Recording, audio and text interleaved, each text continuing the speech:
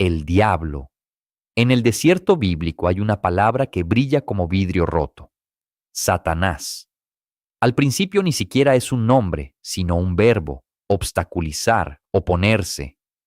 Un ángel enviado por el Señor se planta delante de Balaam, el adivino a quien Dios mismo había autorizado a ir a maldecir a los israelitas en el libro de los Números. La paradoja es tan perfecta que arde. Dios concede y Dios impide. El ángel se convierte en un cuerpo que bloquea el camino. Satanás, un verbo hecho carne sobre una senda polvorienta. Y luego esa palabra deja de moverse y se congela en un nombre propio: el enemigo, el opositor. En la Escritura asume un papel preciso: el acusador ante Dios. El que pesa las almas como un carnicero, pesa la carne. Con Job se convierte en el perseguidor que actúa solo con permiso divino. Una mano que golpea, pero guiada por otra mano. Pero el diablo bíblico no basta a los hombres. Hace falta otra historia, más carne, más sangre. En los libros de Enoc, esos textos apócrifos que muchos han escondido y otros han seguido masticando en secreto, surge una narración diferente. Los vigilantes, ángeles que desobedecen a Dios y descienden a la tierra para unirse a las hijas de los hombres. Azazel, Semeyasa, nombres que saben a piedra y a viento. Traen conocimientos prohibidos: el arte de la guerra, la metalurgia, la astronomía, los cosméticos. Enseñan a las mujeres a pintarse los ojos y a los hombres a forjar espadas. Y en lugar de vigilar el rebaño, se unen a las mujeres. Dios los castiga hundiéndolos en el desierto, atados bajo las rocas, esperando el juicio final. Pero sus hijos, los Nefilim, gigantes nacidos de la unión entre cielo y tierra, vagan por el mundo sembrando violencia hasta que el diluvio los borra. O tal vez no. Tal vez sus espíritus permanecen, demonios atrapados en el aire, en el polvo, en las grietas del mundo. Los judíos del tiempo de Jesús están inmersos en esta narración. Para ellos el mal no es uno solo, sino multitud, legiones. Cuando Jesús encuentra al endemoniado de Gerasa y le pregunta su nombre, el demonio responde: legión, porque somos muchos. No un diablo, sino un ejército de sombras invadiendo un solo cuerpo. Y sin embargo, Satanás permanece como figura autónoma. El cristianismo toma esta multiplicidad y la organiza. Construye una demonología precisa, jerarquías infernales, clasificaciones. Y mientras la teología se afina, el diablo empieza a absorber otras figuras. Hades, el señor griego del inframundo, las divinidades ctónicas paganas que habitaban bajo tierra, los monstruos nórdicos que devoraban el sol. Pan, con sus cuernos y pezuñas de cabra, se convierte en la imagen perfecta del demonio cristiano. Luego llega Lucifer. El nombre proviene de Isaías: como caíste del cielo, lucero de la mañana, hijo de la aurora. Es una profecía contra el rey de Babilonia, pero alguien la dobla, la fuerza dentro de la historia narrada por Enoc, sin querer reconocer ese extraño libro como canónico. El más bello de los ángeles, el portador de la luz, se revela por orgullo y es arrojado al abismo.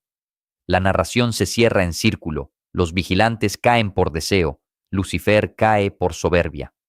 2 caídas, una sola condena.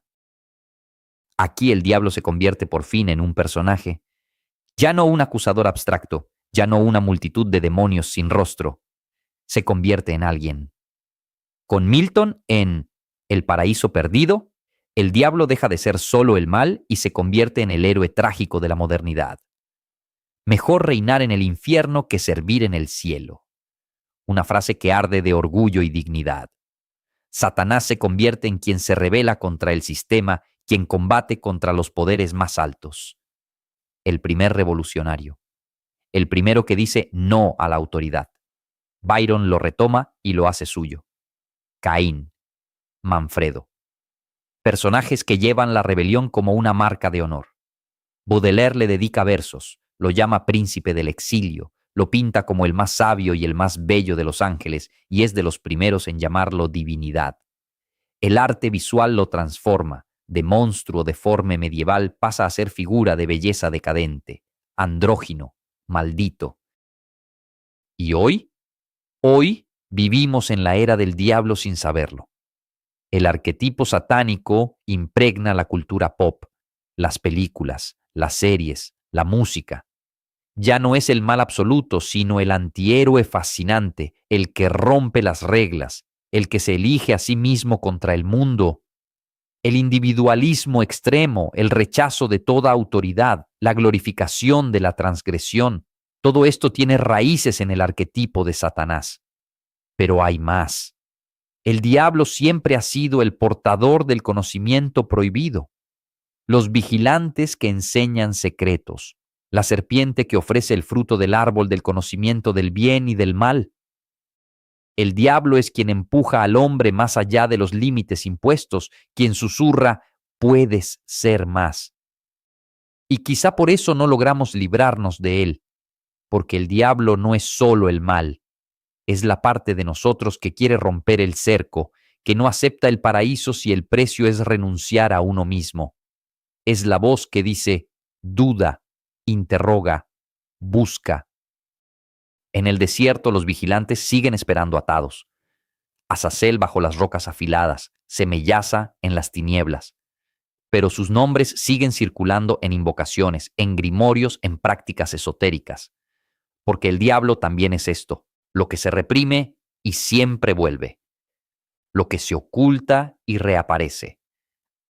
Alguien escribió que la mayor astucia del diablo es hacer creer que no existe, no porque sea literalmente una presencia con cuernos y pezuñas, sino porque es un arquetipo que se camufla.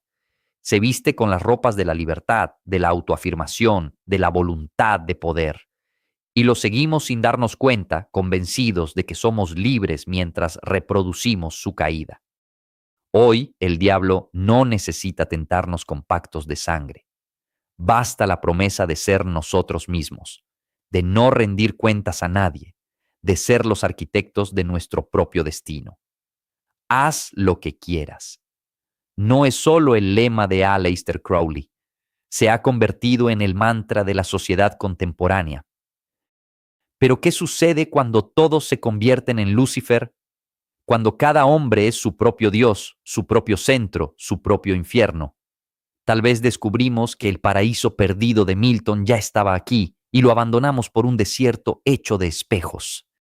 A los ojos modernos, el diablo es la figura más humana de todas, porque aparentemente es el único que eligió de verdad. Los ángeles obedecen, los hombres están confundidos. Pero el diablo miró a Dios a los ojos y dijo no. Prefirió el infierno a la sumisión. Desde cierto punto de vista, el punto de vista de quien no se abandona a Dios es el arquetipo de la dignidad llevada al extremo, hasta la autodestrucción.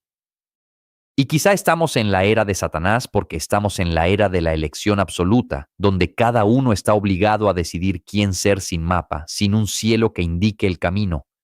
Somos vigilantes caídos sin saberlo, portadores de conocimientos que no sabemos manejar, hijos de una unión imposible entre cielo y tierra. En el libro de los números, Satanás era solo un obstáculo en el camino. Hoy es el camino mismo. Ya no aquello que impide avanzar, sino la senda que hemos elegido.